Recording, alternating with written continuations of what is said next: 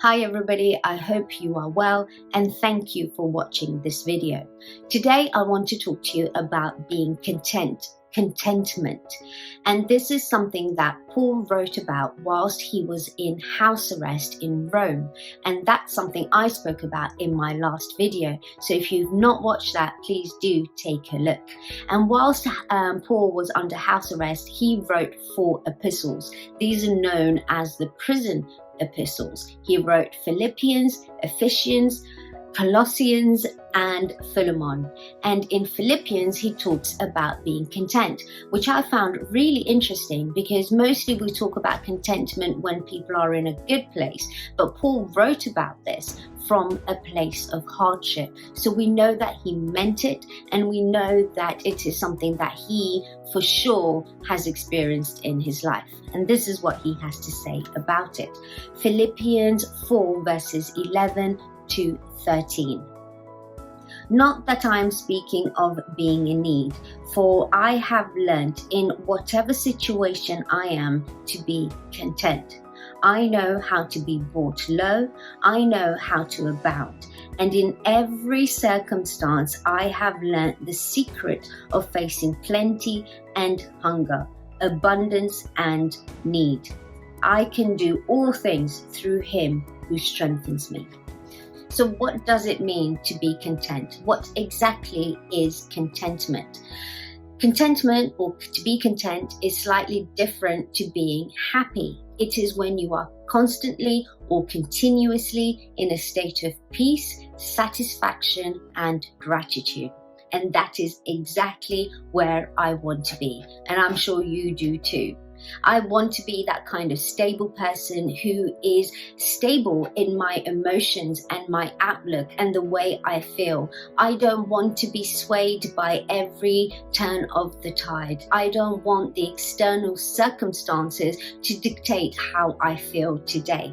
And it gives me confidence to know that this is something that Paul has learned. Because if he has learned it, that means it's available to you and me as well.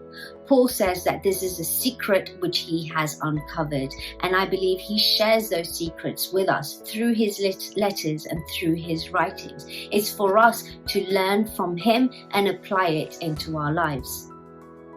It would appear that Paul learned to be content through his journey with Christ. He had learned to be completely dependent on God for all of his needs, whether he was in need of comfort, provision, or just general directions in life. Paul always turned to God, and therefore he was able to say confidently, no matter where I am in life, whether I'm in a good place or a bad place, doesn't matter what my circumstances are, I have learned to be content in the good and the bad. And finally, in verse 13, he is able to say that I can do all things through Christ who strengthens me, because he has experienced it in his life. He has experienced being in all kinds of circumstances and still finding the strength to continue and do what he needs to do through Jesus Christ. So my encouragement to us today is to find that same strength. I encourage you and myself to learn to be content in whatever circumstances we find ourselves in.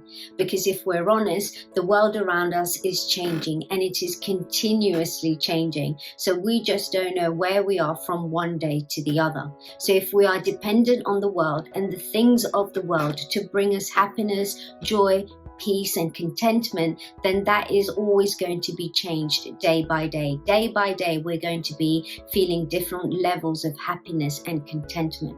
So let's fix our eyes on Jesus. I encourage you to look for Jesus in every single circumstance, and let's try to be content. Let's learn to be content through our dependency on God.